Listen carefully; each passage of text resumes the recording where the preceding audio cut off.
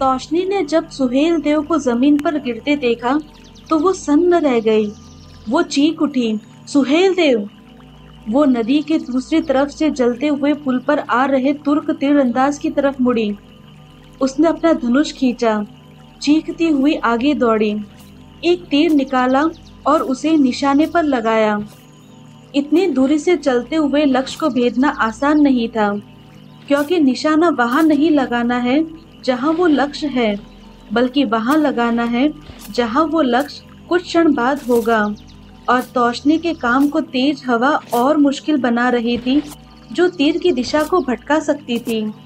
और इससे भी बुरा ये था कि रोशनी बहुत कम थी, क्योंकि वहां चांद का हल्का उजाला था, जिसे आकाश की लपटों की रोशनी डावाडोल कर रही थी। लेकिन तौशनी कोई साधारण तीरंदाज नहीं थी। उसने तुरंत ही तीर के जाने के रास्ते, हवा की दिशा और जलते हुए पुल पर दौड़ रहे घुड़सवार की गति का अंदाजा लगा लिया और उसने तीर चला दिया। तीर नदी के पास तेजी से उड़ता हुआ सीधे तुर्क के सीने में लगा और उसके दाहिने फेफड़े में घुस गया। तुर्क दाहिनी ओर झुक गया। उसका घोड़ा अभी भी दौड़ रहा था। गोवर्धन और असलान इस असाधारण तीरंदाजी को देखते हुए दंग खड़े रह गए। उन्होंने इतनी दूरी से ऐसा सही निशाना आज तक नहीं देखा था। सुहेल देव को संभालो! तौशनी चिल्लाई। गोवर्धन सुहेल देव के निढाल शरीर की तरफ दौड़ा और देखा कि नदी के दूसरी तरफ कई और तुर्क जमा हो गए हैं। लेकिन तौशनी का काम खत्म नहीं हुआ था। सुहेल देव को निशाना बनाने वाला तीरंदाज अभी भी अपने घोड़े पर था, असहाय, लेकिन अभी भी वो जीवित। तौशनी ने तुरंत दूसरा तीर निकाला, धनुष पर रखा और चला दिया। ये तीर तुर्क के बाएं कंधे में लगा। एक और, इसने तुर्क के पेट को चीर डाला। तुर्क अपने घोड़े से गिर पड़ा, लेकिन तौशनी रुकी नहीं। उसने एक और तीर चलाया और ये तीर उड़ता हुआ एक बार फिर तुर्क के सीने पर लगा। इस बार निशाना उसका दिल था, लेकिन तौशनी अभी भी नहीं रुकी। उसने एक और तीर चलाया जिसने तुर्क के गले को भेद दिया, लेकिन वो अभी भी नहीं रुकी। उसने एक और तीर खींचा, उसे अपने धनुष पर रखा और उसे छोड़ने ही वाली थी कि असलान ने उसकी बाह पकड़ ली। मुझे लगता है वो मर चुका है तौशनी। तौशनी असलान की ओर मुड़ी। उसकी आंखों में देवी माँ के समान गुस्सा था। असलान भयभीत होकर एक कदम पीछे हट गया। उसने धीमे स्वर में कहा, मुझे लगता है वो मर चुका है। तौशनी पीछे मुड़ी। उसने देखा कि विशालकाय गोवर्धन ने सुहेल देव को अपने कंधे पर ऐसे उठा रखा था जैसे वो एक बच्चा हो। वो भीमकाय शरीर योद्धा अब पेड़ों की सुरक्षित कतार की तरफ दौड़ रहा था, जहां वो नदी के दूसरी तरफ खड़े तुर्क तीरंदाजों की नजर से दूर रहे। तौशनी, असलान और सुहेल देव के दस्ते के दूसरे तीरंदाज नदी के किनारे पर जम रहे थे। वो दूसरी तरफ तुर्कों को जमा होते देख रहे थे। वो निशाना लगाने को तैयार थे। अगर उसमें से कोई जलते हुए पुल को पार करने की मूर्खता करता, पुल कभी भी ध्वस्त हो सकता था। तुर्क ये बात जानते थे। सुहेल देव के आदमियों ने जीत की हुंकार भरी जब पुल टूटकर छपाक की तेज आवाज के साथ नदी में समा गया। तुर्क सेनापति ने अपने एक सैनिक को आदेश दिया कि वो नदी में अपना घोड़ा उतारे और तैरकर उस पार जाए। वो सैनिक बलि का बकरा था। दूसरे तुर्क सैनिक चुपचाप खड़े रहे, इंतजार करते रहे कि क्या नदी को तैरकर पार करना सुरक्षित है। तौशनी ये देखकर तारीफ किए बिना नहीं रह सकी कि उस तुर्क सैनिक ने कोई बहस नहीं की। उसे अपनी जान पर खतरे की परवाह नहीं थी। वो तुरंत अपने घोड़े को नदी में उतारने को तैयार हो गया। घोड़ा डरते डरते पानी में उतरा। उसकी हिम्मत बढ़ गई जब नदी की तेज धार तेज नहीं लगी। वो नदी के अंदर तक चला जा रहा था। उसने करीब 1/3 रास्ता पार किया होगा जब घोड़े की चाल में घबराहट महसूस होने लगी। तुर्क ने घूमकर पीछे देखा, अपने सेनापति की तरफ। आखिरी बार घोड़ा डरकर हिनहिनाया जब नदी की धारा उसे बहाकर ले जाने लगी, उसका सवार उसकी पीठ पर ही था। अब वो थोड़ी देर तक वहीं रुके रहेंगे, असलान ने कहा। फिर उसने पीछे देखा। गोवर्धन और उसके कई सैनिक करीब 50 मीटर दूर पेड़ों के घने जंगल में गायब हो गए थे। चलो चले, उसे एक अच्छे वैद्य की जरूरत है, तौशनी ने कहा। सुहेल देव का दस्ता जंगल में अभी के लिए सुरक्षित था। तुर्कों को नदी पार करने के लिए काफी घूमकर आना पड़ता, कम से कम पूरी रात का सफर। उन्होंने सुहेल देव को नीचे लिटा दिया था और असलान तीर को बाहर निकालने की कोशिश करने वाला था। क्या तुम्हें यहाँ कोई वैद्य दिखता है? असलान ने पूछा। देखो, मैंने युद्ध के मैदान में ढेरों घाव देखे हैं और सूफियों के साथ रहकर मैंने उन्हें ठीक करने की थोड़ी जानकारी भी हासिल की है। इस वक्त मैं तुम्हारे मुताबिक मैं ही इसकी मदद कर सकूंगा। तौशनी ने भौहें चढ़ाई, उसे भरोसा नहीं हुआ था। ध्यान से मेरी बात सुनो तुर्क, अगर उसे कुछ हुआ तो। असलान ने अपनी आंखें बंद की और एक गहरी सांस ली। जब वो बोला तो उसकी आवाज शांत और नपी तुली थी, लेकिन उसमें एक ठंडापन था। तौशनी, मैं एक तुर्क जरूर हूँ, लेकिन कोई राक्षस नहीं हूँ और ना ही मैं कोई देवदूत हूँ। मैं किसी की जिंदगी की जमानत नहीं ले सकता, लेकिन मेरा यकीन करो, मैं इस बात की पूरी कोशिश करूँगा कि सुहेल देव को कोई नुकसान न हो। वो मेरा भी दोस्त और नेता है। गोवर्धन ने बीच में दखल दिया। क्या यहाँ कोई वैद्य है जिस पर हम भरोसा कर सके? आसपास कोई है क्या? सुहेल देव के सैनिकों में से एक ने इनकार में सिर हिलाया। एक वैद्य है तो, लेकिन यहाँ से उसके गांव पहुँचने में एक दिन तो लग ही जाएगा। ठीक है फिर, गोवर्धन ने कहा। किसी भी तरीके से सुहेल देव अपनी पीठ में उस तीर के साथ एक दिन का सफर नहीं कर सकता। गोवर्धन असलान की तरफ मुड़ा। तुम अपना काम करो, जो भी ठीक समझो। असलान ने हामी भरी और अपने घोड़े की तरफ दौड़ा। उसकी काठी के थैले में कुछ औजार थे। इस बीच गोवर्धन ने सैनिकों को चारों तरफ नजर रखने के निर्देश दे दिए, कहीं कोई तुर्क नदी पार करने में कामयाब न हो जाए। असलान तुरंत लौट आया। उसकी पीठ पर एक थैली थी। गोवर्धन और तौशनी सुहेल देव के पास झुककर बैठे थे। उसे पेट के बल लिटाया गया था। उसकी पीठ के तीर बाहर की तरफ एक कोण बनाता हुआ झांक रहा था। असलान सुहेल देव के पास घुटने के बल बैठ गया। उसने धीरे से तीर को छुआ और उस जगह देखा जहां वो धंसा था। क्या हमें तीर अभी बाहर निकाल देना चाहिए? गोवर्धन ने पूछा। असलान ने इनकार में सिर हिलाया। पहले मुझे देखने दो कि कहीं ये हड्डी में तो नहीं फंसा। अगर ऐसा होगा तो तीर की नोक का कोई हिस्सा पीछे रह गया तो वो सुहेल देव को धीमी और दर्दनाक मौत का कारण बन जाएगा। असलान ने तीर को पकड़ा और हल्के से घुमाया, बस थोड़ा सा। सुहेल देव के मुंह से कराह निकली।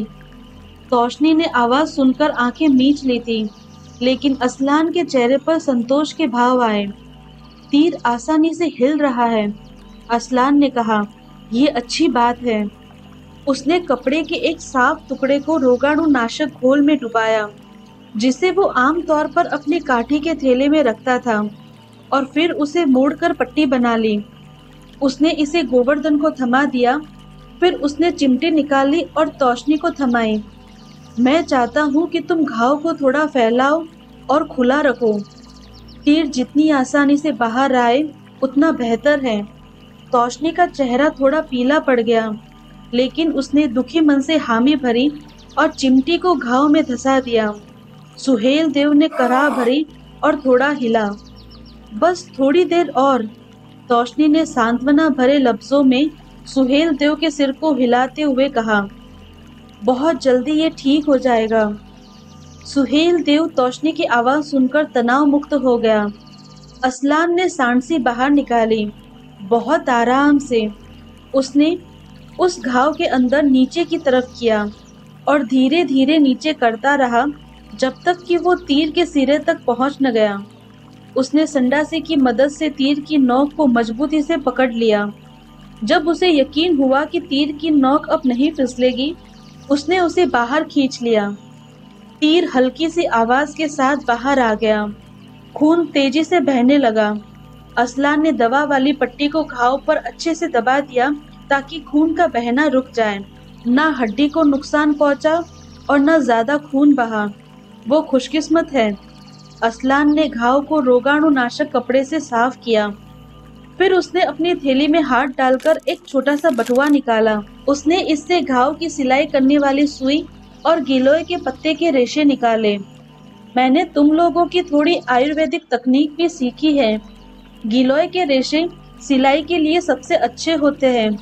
उनमें रोगाणुरोधक गुण भी होते हैं। गोवर्धन ने सुहेल देव के कंधे नीचे दबा कर रखे ताकि वो हिले नहीं, और असलान ने उसके घाव पर टाका लगाना शुरू किया। क्या तुम छोटा टाका लगा सकते हो? तौशनी ने कहा। घाव का निशान काफी बड़ा रह जाएगा। असलान मुस्कुराया। टाका लगाने के अपने काम पर ध्यान केंद्रित किए रखा। मैं शल्य चिकित्सा का विशेषज्ञ नहीं हूँ तौशनी। सुहेल देव के लिए घाव का बड़ा निशान एक खुले घाव से कहीं बेहतर है। तौशनी ने बहस नहीं की। असलान का तर्क अटूट था। घाव पर टाका लगाने के बाद असलान ने उसे सावधानी से जांचा। वो संतुष्ट दिख रहा था।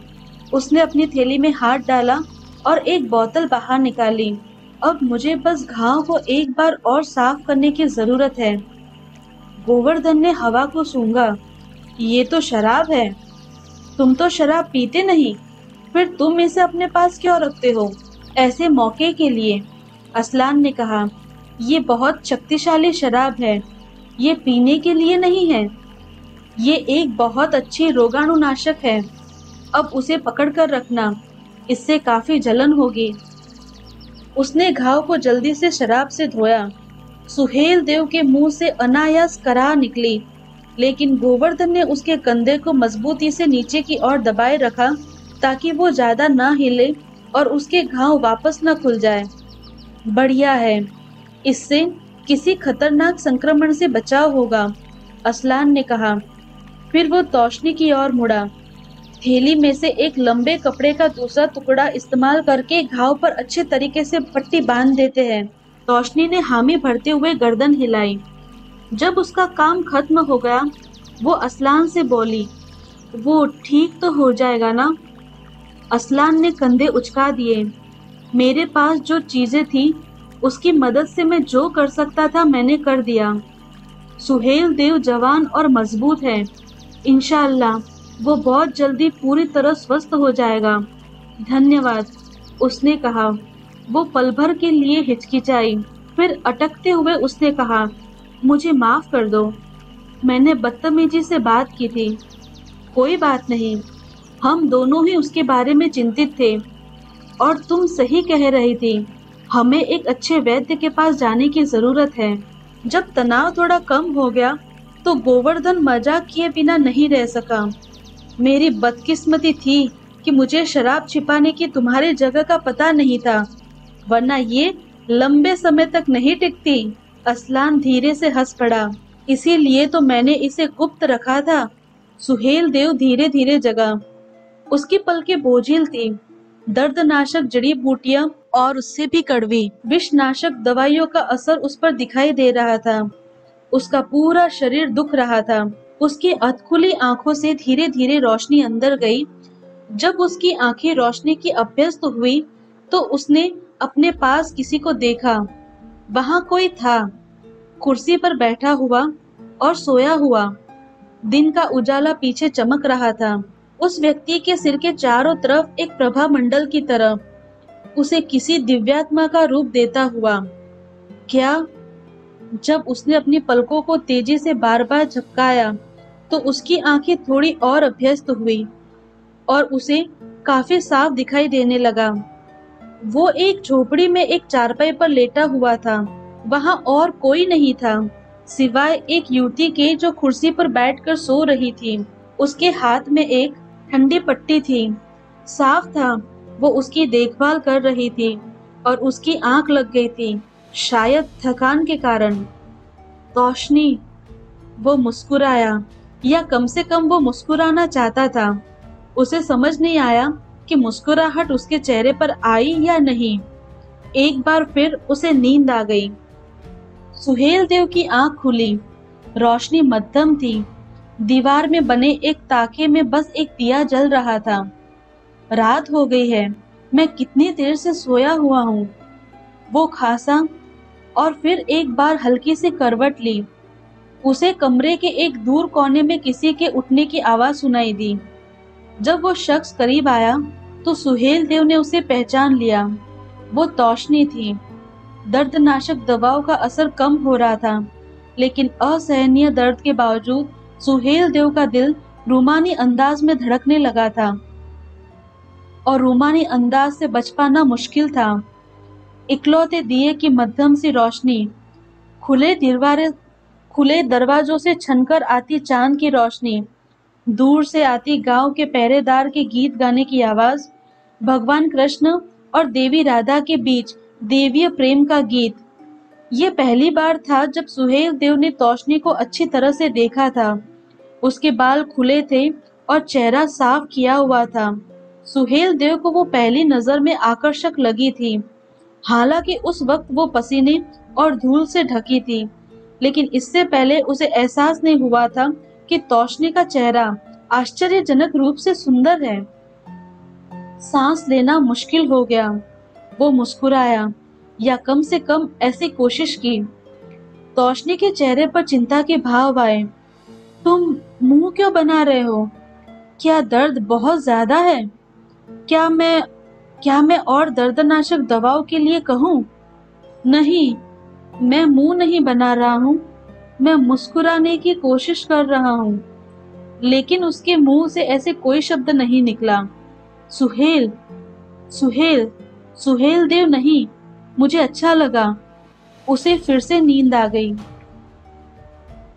सुहेल देव जगा। उसने जल्दी जल्दी पलकें झपकाई। रोशनी बहुत ज्यादा थी। सूरज पक्के तौर पर चढ़ गया था और वो थोड़ा हिला। तौशनी पलक झपकते ही उसके सामने थी। वो मुस्कुराया। तौशनी भी मुस्कुराई। अब बेहतर महसूस हो रहा है? हाँ, चेहरे पर भाव सही से आ गए हैं। पानी, वो फुसफुसाया। उसकी आवाज फटी सी निकली। तौशनी पीछे बैठे एक सैनिक की तरफ मुड़ी। वो उठा, मिट्टी के मटके से एक प्याले में थोड़ा पानी डाला और सुहेल देव को पीने में मदद की। थोड़ा थोड़ा पानी पियो, बहुत बड़ा घूंट नहीं, तौशनी ने सलाह दी। थोड़ा पानी उसके मुंह के दोनों छोर और उसकी छाती पर टपक आया था। तौशनी ने उसे साफ कर दिया, धीरे से। उग्र तौशनी को अपने लिए ऐसे सुशील और ध्यान रखने वाले लड़की के रूप में देखकर सुहेल देव को थोड़ा आश्चर्य हुआ। सुहेल देव अपने सैनिक की तरफ मुड़ा। गोवर्धन को बुलाओ। सैनिक ने अभिवादन किया और झोपड़ी से बाहर चला गया। अचानक तुर्कों के साथ युद्ध की धुंधली सी तस्वीर सुहेल देव को याद आने लगी। हमारे पक्ष का कोई नुकसान नहीं, तौशनी ने जवाब दिया। सभी बच गए, किसी को गंभीर चोट नहीं आई। बढ़िया। तभी तौशनी शरारत भरे अंदाज में मुस्कुराई। तुम्हारे अलावा किसी और को गंभीर चोट नहीं आई। शायद तुमने घोड़ा थोड़ा धीरे दौड़ाया। सुहेल देव धीरे से हंसा। आह, इसी स्त्री को मैं पहचानता हूँ। गोवर्धन ने झोपड़ी में प्रवेश किया। भगवान राम की कृपा है कि आप पूरी तरह ठीक हैं, सुहेल देव ने धीरे से कहा। जय श्री राम। गोवर्धन और तौशनी ने दोहराया, जय श्री राम। लेकिन गोवर्धन ने अपनी बात आगे बढ़ाई। आपको गांव के एक वैद्य को धन्यवाद देना चाहिए जिसने आपका इलाज किया, और इस युवती को जिसने आपका बहुत अच्छे से ख्याल रखा। वो आपके साथ इस दौरान मौजूद रही, जबकि बाकी लोगों ने एक एक करके आराम कर लिया। सुहेल देव की आंखें तौशनी की तरफ घूमी। उसके चेहरे पर एक शर्मीली मुस्कुराहट थी, और सुहेल देव के चेहरे पर झिझक भरी मुस्कुराहट। अजीब सी खामोशी वहां पसर गई। कोई शब्द नहीं। बदकिस्मती से गोवर्धन हालात की नजाकत को समझने वालों में से नहीं था। वो बोलता जा रहा था, जैसे कि उसे कुछ समझ में ना आया हो। आप 1-2 दिन तक सोए रहे। पहले असलान ने आपका इलाज किया। सच में उसने ही आपकी जान बचाई। हमें बाद में पता चला कि तीर जहरीला था और भारी नुकसान पहुंचा सकता था अगर वो आपके शरीर के अंदर रहता। फिर हम आपको गांव के इस वैद्य के पास ले आए, जिसने हमें छिपने के लिए ये खाली झोपड़ी दी। वो गंदी सी गंध वाले किसी लेप के साथ आता और कुछ घंटों के बाद आपके घाव पर उसे लगाता था। साफ तौर पर इसका असर हुआ है। अब्दुल कहाँ है? सुहेल देव ने पूछा। वो चिंतित होगा। मैं यही हूँ हुजूर, अब्दुल ने कहा। वो झोपड़ी के दरवाजे पर खड़ा था। अब मैं चिंतित नहीं हूँ मेरे दोस्त, सुहेल देव फुसफुसाया। अब्दुल झोपड़ी के अंदर आ गया। गोवर्धन ने एक दूत मेरे पास भेजा था और जितनी जल्दी हो सकता था यहाँ आ गया। आपको सफर के लिए तंदुरुस्त होने तक कुछ दिन यहीं आराम करना होगा। उसके बाद हम यहाँ से निकलेंगे। असलान भी तब तक लौट आएगा। सुहेल देव की भौहें चढ़ी। वो कहाँ? वो अपने एक और खुफिया मिशन पर गया है, अब्दुल ने कहा। जब उसे यकीन हो गया कि हम यहाँ सुरक्षित रहेंगे तो वो तुरंत निकल गया। उसने कहा था कि वो जल्दी लौट आएगा। सुहेल देव ने अब्दुल की तरफ देखा, लेकिन कहा कुछ नहीं। कम से कम बोलकर तो नहीं। असलान ने गांव पर हमले के बारे में हमें सही जानकारी दी थी। उसने नदी की लड़ाई में मेरी जान बचाई। अब समय आ गया है कि मैं उस पर पूरी तरह भरोसा करने लगूं। वो एक तुर्क हो सकता है, लेकिन वो हम में से एक है। लेकिन सुहेल देव ये भी जानता था कि अब्दुल ने शायद असलान के पीछे एक आदमी भेजा होगा और उनके अस्थायी शिविर के चारों तरफ कड़ी पहरेदारी का इंतजाम किया होगा। वो जानता था कि असलान पर भरोसा किए जाने के बारे में अब्दुल से बहस करने का कोई मतलब नहीं था। उसने बात वही रहने दी।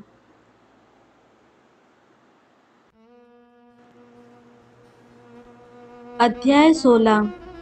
गंगा के मैदानी रिहायशी इलाकों से दूर गहरे जंगल में तुर्कों की एक छोटी पलटन जमा हुई थी। बेहतरीन अजय सैनिक इकलौती सैन्य छावनी की पहरेदारी कर रहे थे। उनका सेनापति सालार मकसूद अभी अभी आया था। हमेशा की तरह जल्दबाजी में वो अपने प्रेमी से मिलने के लिए तुरंत तंबू में घुस गया और बाहर सैनिक सावधान होकर इंतजार कर रहे थे। उस छोटी सी सैन्य छावनी के ज्यादातर हिस्से को एक बिस्तर से घेर रखा था, जिस पर मकसूद आराम से लेटा था। उसका सिर करीम की गोद में था। करीम ने अपना हाथ मकसूद के चौड़े कंधों पर धीरे धीरे मुस्कुराते हुए फेरा। मकसूद ने भी मुस्कुराहट से जवाब दिया और अपना हाथ करीम के चेहरे पर फिराने लगा।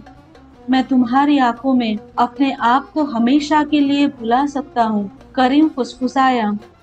तुम मेरी जिंदगी का उजाला हो मेरे महबूब। करीम झुका और उसने हल्के से मकसूद को चूम लिया, धीरे से, प्यार से भरपूर। जब वो दोनों अलग हुए, करीम ने एक गहरी सांस ली। बहुत हुआ मकसूद, करीम ने कहा। अब घर चलते हैं, गजनी वापस चलते हैं। मकसूद ने अपना सिर इनकार में हिलाया। मैं नहीं चल सकता, तुम जानते हो, यह तो खुद सुल्तान का हुक्म है। यह इतना अहम क्यों है? क्योंकि यह नहीं, अहम बस तुम और मैं हैं। तुमने सुल्तान के लिए पहले काफी किया है। उन्हें बता दो कि यह नहीं हो सकता, यह नामुमकिन है। और फिर मैं ऐसा नहीं कर सकता मकसूद, मैं नहीं कर सकता करीम। इतिहास में हम तुर्कों को तभी याद रखा जाएगा जब हम दोनों देशों में से किसी एक को जीतकर वहां राज करेंगे। भारत या चीन, ये दुनिया के सबसे ज्यादा आबादी वाले और अमीर देश है। हमें इस जिंदगी के बाद जन्नत और हूरे तभी मिलेगी अगर हम बुत परस्तों की इसी जमीन के मालिक बनेंगे, उनकी नाकाब तहजीब को मिटा देंगे और उन्हें सच्चे मजहब में ले आएंगे। एक बार भारत या चीन इस्लाम की तलवार के आगे झुक जाए तो फिर पूरी दुनिया हथियार डाल देगी और दार उल इस्लाम बन जाएगी। अल्लाह ने हमें यही काम दिया है। मकसूद, तुम सोचते हो कि अल्लाह ने तुम्हें लाखों लोगों का मारने का हुक्म दिया है? सच में अल्लाह ऐसा कभी नहीं कर सकते। मोहब्बत ही केवल। मकसूद ने अपने हाथ से करीम के मुंह को ढक दिया। धीरे से, मेरे महबूब, मैंने तुम्हें पहले ही बताया है, इन बातों को जोर से नहीं बोला करो। ये कुफ्र है। इसमें से कोई भी शब्द अगर सुल्तान के कानों तक पहुंच गया तो हम। करीम ने एक और गहरी सांस ली और दूर तक देखने लगा। वो मकसूद से गहरी मोहब्बत करता था और अपनी मोहब्बत के लिए वो अपनी सूफी विचारधारा, अपने विश्वास को मिटाने को तैयार था। लेकिन अगर सुल्तान जीतना और राज करना चाहते हैं तो इसके लिए वो तुम्हें भारत का सफर क्यों करवाना चाहते हैं? तुम्हारी पहचान छिपाकर। यह खतरनाक है। मैं उन दाव पेचों का इस्तेमाल कर रहा हूँ जो तुमने मुझे बताए हैं, और अगर हम जंग में फतेह हासिल करें, लेकिन मैंने तुम्हें पहले ही बताया है कि हमारी फौज काफी कम है। हम भारतीय फौज को हरा सकते हैं, लेकिन हमारे पास भारतीय नागरिकों को हराने के लिए काफी सिपाही नहीं हैं। गजनी से और तुर्कों को यहाँ भेजने की जरूरत है। एक बड़ी फौज के साथ हम जीत सकते हैं और हम राज कर सकते हैं। सुल्तान को यह बताने की जरूरत है। मकसूद ने इनकार में सिर हिलाया। नहीं करीम, हम तुर्क भयावह लड़ाके हैं, दुनिया में सबसे अच्छे, लेकिन हमारी फौज गजनी में हमारे सारे सिपाहियों समेत इतनी बड़ी नहीं है कि पूरे भारत पर राज कर सके। यहाँ भारतीय बड़ी तादाद में हैं। हम बस इतने ताकतवर हैं कि हमला कर सके, लूटपाट कर सके और फिर गजनी में अपने राज्य में महफूज लौट सके। अगर हम राज करना चाहते हैं तो हमें भारतीय प्रतिरोध को हमेशा के लिए तोड़ना होगा, उनके प्रतिरोध को हमेशा के लिए रोकना। यहाँ करोड़ों भारतीय हैं। तुम कैसे हमेशा के लिए? दक्षिण भारत की जमीन को भूल जाओ, वहाँ ज्यादातर उग्र विद्रोही हिंदू हैं, लेकिन उत्तर भारत के ज्यादातर, खासकर कुलीन हिंदू निर्बल और अहिंसक बन गए हैं। वो शाकाहार और महिला अपराधों का जश्न मनाते हैं। वो कमजोर हैं। हम पहले उत्तर भारत को जीत सकते हैं, अपने शासन को मजबूत कर सकते हैं और फिर दक्षिण जा सकते हैं। लेकिन उत्तर भारत में भी काफी लोग हैं। यह इतनी बड़ी जमीन है। और मकसूद ने करीम को बीच में रोक दिया। तुम नहीं समझते हो, मैंने यहाँ कई साल बिताए हैं, उनके साथ घुल मिल कर, उनके बारे में जानकारी हासिल कर, सिर्फ एक मकसद के साथ, उनकी अजीब तहजीब को समझना। जो मैंने समझा है कि उत्तर भारत एक नहीं है, सही मायने में 3 है। 3? हाँ, एक उत्तर भारत कुलीन वंश के हिंदुओं का। हमने अपने हमलों में इन साम्राज्यों को एक एक करके चुना है।